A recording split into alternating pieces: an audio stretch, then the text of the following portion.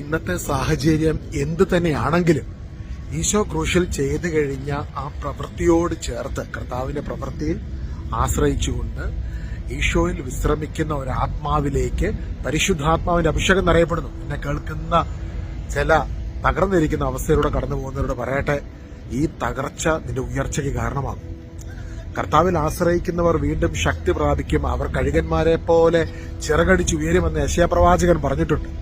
കർത്താവിൽ ആശ്രയിക്കുന്ന ഒരു വ്യക്തി എവിടുന്ന കർത്താവിന്റെ ശക്തി നമ്മളിലേക്ക് കടന്നു വരുന്നത്? എഫെസോസ് 6-ാം അധ്യായത്തിൽ പറയുന്നു, അവസാനമായി കർത്താവിലും അവിടുത്തെ ശക്തിയുടെ പ്രാഭവത്തിലും നിങ്ങൾ കരുത്തുള്ളവരാകുക.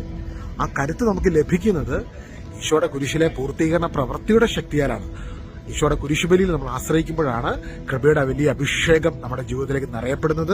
ഇന്ന് ലണ്ടനിൽ ശുശ്രൂഷ നടക്കുകയാണ്, അതുകൊണ്ട് ഇവിടെ നിന്ന് 1-2 വീഡിയോ ഒക്കെ എടുക്കാം എന്ന് കരുതി ഇവിടെ നിന്ന് പ്രാർത്ഥിക്കുന്നു. ഈശോയുടെ കുരിശിലെ പൂർത്തീകരണ പ്രവൃത്തിയുടെ ശക്തി ഇന്ന് നിങ്ങളുടെ ജീവിതത്തിൽ നിറയപ്പെടുമാറാകട്ടെ. ജീവിതത്തിന്റെ എല്ലാ മേഖലകളിലേക്കും കർത്താവിന്റെ ഒരു വലിയ സമാധാനവും കൃപയും സ്വസ്ഥതയും നിറഞ്ഞ് ഇന്ന് നേരിടുന്ന അവസ്ഥ ദൈവ വരപ്രസാദത്തിനും ദൈവത്തിന്റെ വലിയ അത്ഭുതങ്ങൾക്കും കാരണമായി തീരട്ടെ. വീണ്ടും ഞാൻ പറയുന്നു, നിങ്ങളുടെ ഇന്നത്തെ അവസ്ഥ ഈശോയുടെ കുരിശിലെ പൂർത്തീകരണ പ്രവൃത്തിയോട് ചേർത്ത് സമർപ്പിച്ച് കർത്താവിനെ മഹത്വപ്പെടുത്തുമ്പോൾ ഈ തകർച്ച ഒരു അനുഗ്രഹമായി തീരും, ഉയർച്ചയ്ക്കായി തീരും.